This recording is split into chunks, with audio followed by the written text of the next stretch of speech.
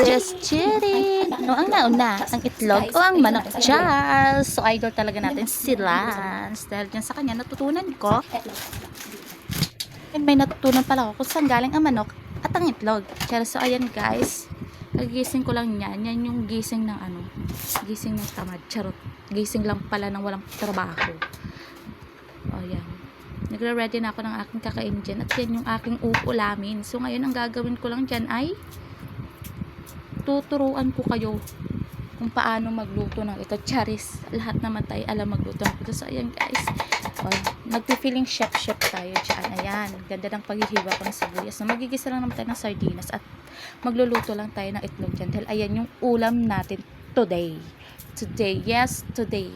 Dahil wala tayong pambili ng manok, ng baboy. So, ayan, magdilat at mag-itlog na tayo dahil wala naman tayong trabaho. So, ayan, guys, na-ready ko na yan siya. At mamaya ipapakita ko sa inyo paano ko ba siya lulutuin sa sakala mo talaga, no? Nagpipiling siya. Guys, tumatama na yung katas ng sibuyas sa aking batat. Naiiyak na nga ako dyan. So, ayan, nagpe-prepare na tayo. Nilalagyan ko na ng asin, ng papalasa ang aking itlog. Nakakainin. Pag-usapang itlog, ibang nasa utak.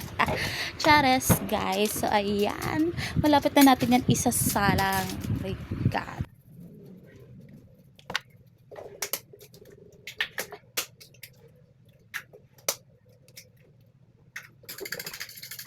Guys, dilaw na dilaw ang itlog at walang bugok dyan.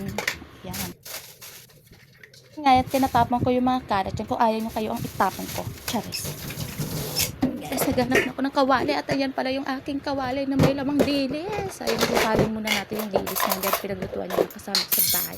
At nahulog nga dyan ang aking kutsara. At feeling ko, sinasabi nila at may bisita kapag nahulugan ng kutsara. Ayan guys, inayos ko lang yung camera para makita naman kung paano ko siya lulutuin. My God, sakala mo talaga, itlog lang yan, te. Itlog lang yan. Ayan, nagpapakute pa ako dyan. Kala mo naman talaga cute. Charis lang. So, ayan. Ganyan ako magbukas ng kalan. Then,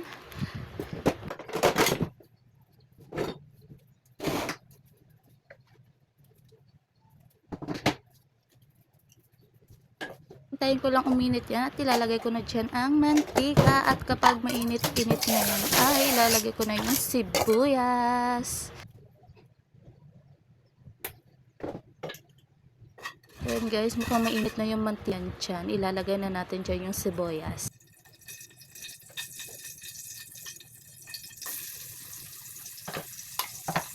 Guys, pagkalagay ng sibuyas na yan, syempre memekos-mekos natin yan. Haluhalin lang natin hanggang lumabas ang aroma niyan at saka natin syempre ilalagay yung itlog.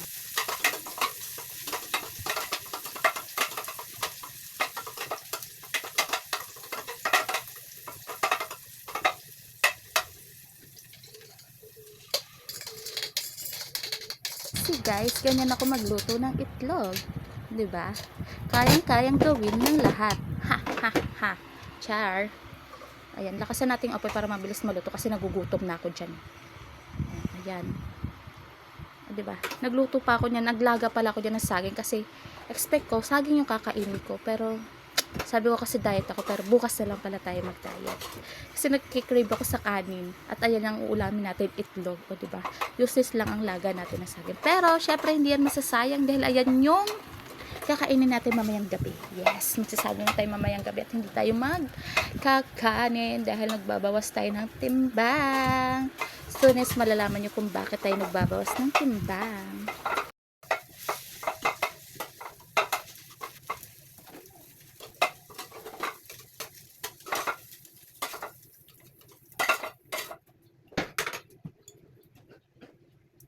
And after nyan, ang ilulutuin ko naman ngayon dyan ay gigisahin ko lang ang sardinas. Kasi mas masarap ang sardinas kapag ginigisa talaga siya. Kapag may sibuyas. So, alam nyo yan guys, mas masarap talaga ang sardinas kapag ginigisa. At wag nating lalagyan ng tubig. Lalagyan lang natin siya konting asin. Tapos ayan, basta yan lang. Ang sarap na ng sarsa niya. Gigisahin lang natin siya. Wala na tayo ibang ihalo doon. Kundi yung magic sarap lang. Kaya asin. Tapos ayan, wag natin lalagyan ng tubig para hindi mawala yung kanyang lasa.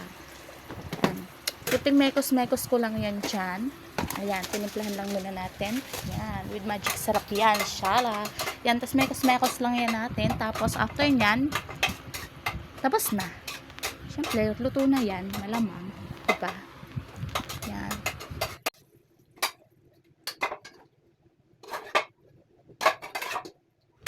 Dahil luto na yung ating sardinas, isasalin na natin yan sa ating lagayan. Nakita na sinasalin dyan. O, yan o. At syempre may mga matitira dyan, mga sarsa-sarsa dyan. Kawali. At gawain natin yan lahat dahil sa masarap ang sarsa ng sardinas. Syempre, simot talaga yan sa kanin. O, diba? Hindi lang ako gumagawa niyan. For sure, ginagawa nyo din yan. O, guys, makakakain na tayo. Diba? Ubos yan talaga. Din sarap pa naman ng sarsa ng sardinas. So yun guys, kung hinahanap nyo yung Lucky Me dyan, ay Lucky Me to, basta yung noodles, ay wala.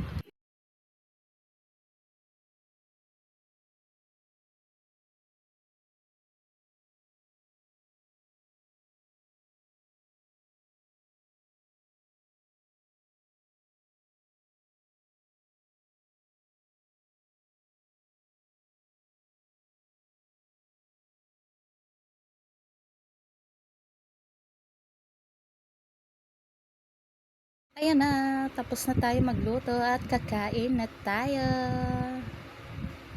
O, diba? Ang sarap.